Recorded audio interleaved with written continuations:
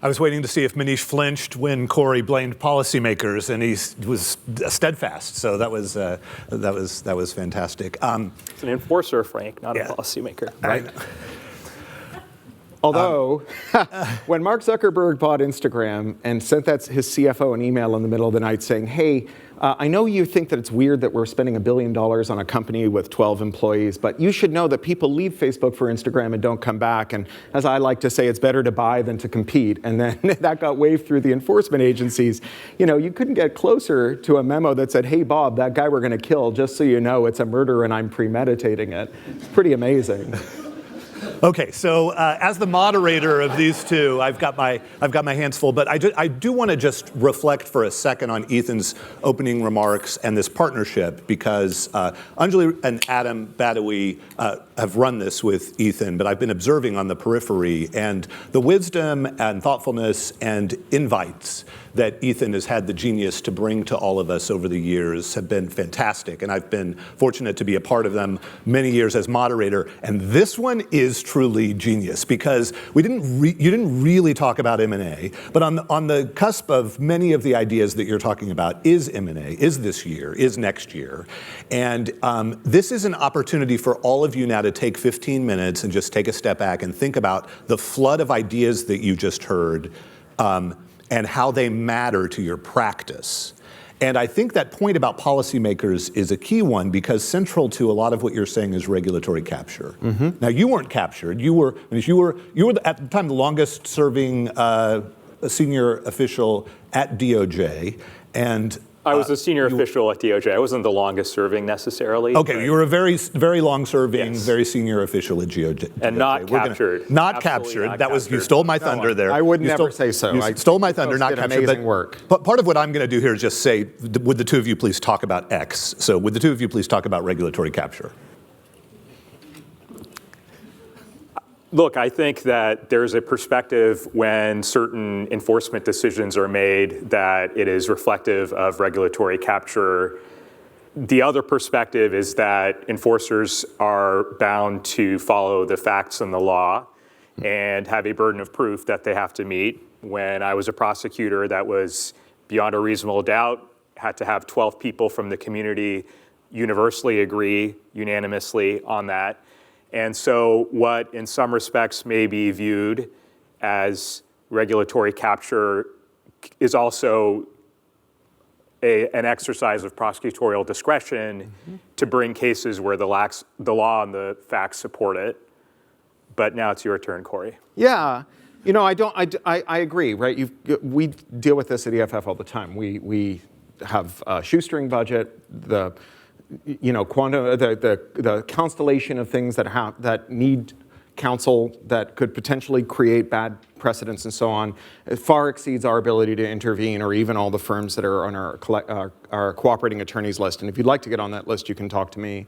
But I also think that there has been, real regulatory capture. And I think we can draw a line to it from the decision to stop enforcing antitrust law, which was a decision taken under the Reagan administration, and to a lesser degree under the Carter administration. It was just a directive to allow certain things that would have historically drawn regulatory scrutiny to go through. And that had the incredibly predictable effect of creating market concentration, right? And the economists who counseled that we should exercise forbearance when firms merge because markets would correct them, we're now sitting in the wreckage they've made, a world where 5 or fewer firms controls most sectors of the economy, from like mattresses to shoes to semiconductors to professional wrestling. And these guys, they're like, well, why would you blame us for it, right? It's like we didn't used to have a rat problem because we were using rat poison. And these guys said, stop using the rat poison. I don't think you need it anymore. Now rats are eating our faces off. And they're like, why would you blame us? Perhaps we just entered the time of the rat, right? And the fact that the rats bought the rat poison factories and shut them down is true, but that's an economically rational measure in a time when you're not using rat poison. So one example of like affirmative regulatory capture I would use comes from the Obama years, and it's a story Tim Wu tells. Tim's also from Toronto. He went to the same tiny alternative school when we were children and then lost touch for 20 years. And so Tim was in the FTC under Obama, and he couldn't figure out why they waved through the merger of Google and Waze, direct competitors. And he asked around, and what he was told Chatham House rules, he can't cite who told him this, but from the person in the agencies who made this call said, well, we wanted this merger to go through, so we reasoned backwards from that, and we decided that Waze was the tool you used when you wanted to know how to go somewhere, and Google Maps was the tool you used when you wanted to find out where you were. Now, this is obvious nonsense, right? It's the kind of thing you say when you just need to put something on the document to allow something to go through that you know shouldn't. And so there is a degree of that, right? That is, I think, the presumption that firms should be merging more and that it's good. So how about now, for someone who's thinking about a deal this year, today, how does regulatory capture differ from the story that you've just told? There's a lot of noise in the water. And you could talk about personnel, too. You can talk about kind of who's in what job. But right now, how should people think about this general concept that has a past, regulatory capture as mattering? I think that today's enforcement environment is one where there are not a lot of cases being brought. The number of matters that are proceeding to an extended investigation has gone down since the last administration, and there have been a number of controversial settlements.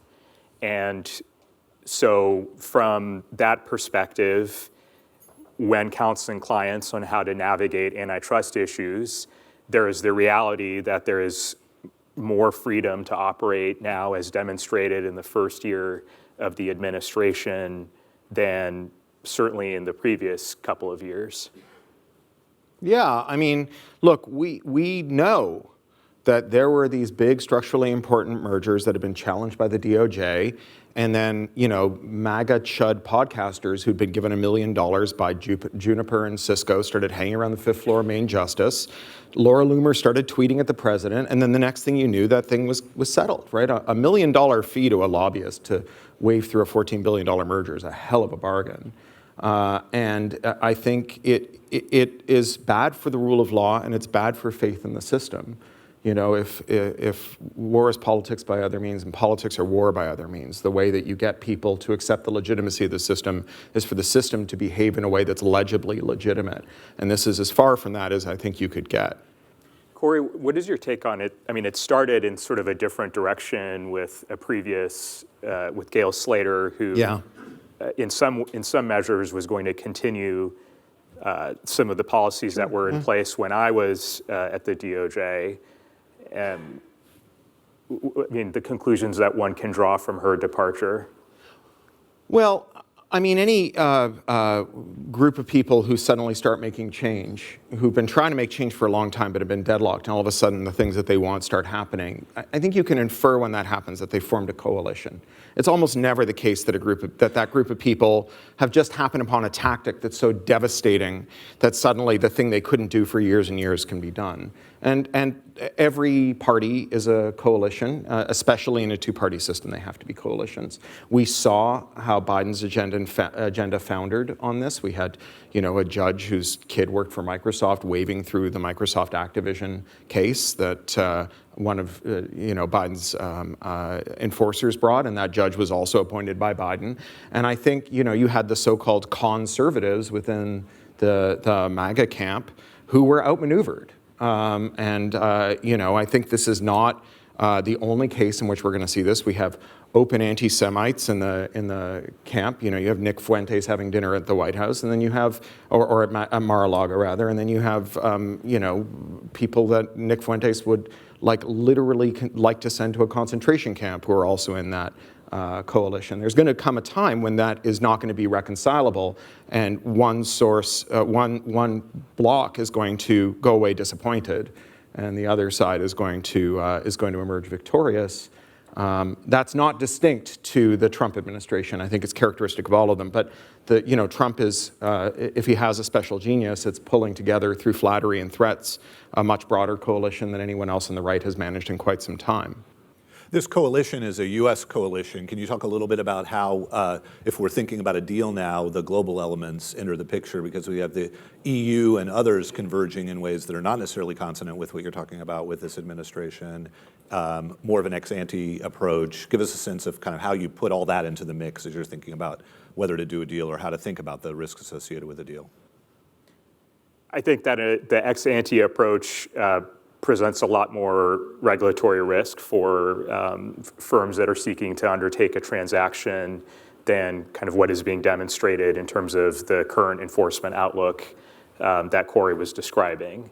And that ex-ante regime provides, there's a lot more, going back to the topic of discretion that I was talking about in the beginning of my remarks, there's much more room, more surface area for actions to be brought, kind of given that approach, as opposed to the more enforcement-minded approach of applying existing law and precedent that that I was bound under as a former prosecutor. Yeah, I mean, I think that Trump is weirdly doing accelerationism for moving away from vesting your priorities for tech policy in things that the U.S. Trade Representative and the U.S. state would preserve everywhere else in the world. So I was EFF's European director for many years. I worked in 31 countries. Everywhere I went, I would say things like, you have this anti-circumvention law that prohibits modifying technology against the wishes of the manufacturer. That means that, for example, you can't add a privacy blocker to a thing that is violating your privacy, or you can't effect independent repair, or you can't make interoperable consumables, right? You have the inkjet market where they've just, blocked all third-party ink. They rely on anti-circumvention law to stop someone from entering the market with tools that reliably work with third-party ink, and then they ratchet up the price of ink until it's now, $10,000 a gallon, the most expensive fluid a civilian can purchase without a permit. It would be cheaper to print your grocery list with the semen of a Kentucky Derby winning stallion.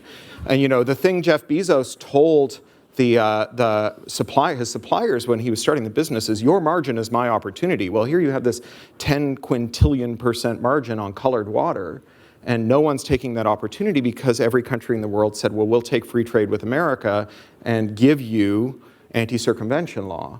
So happy Liberation Day, right? I think that there are a lot of people around the world who like very much to turn some of those trillions in rent into billions in their own profit.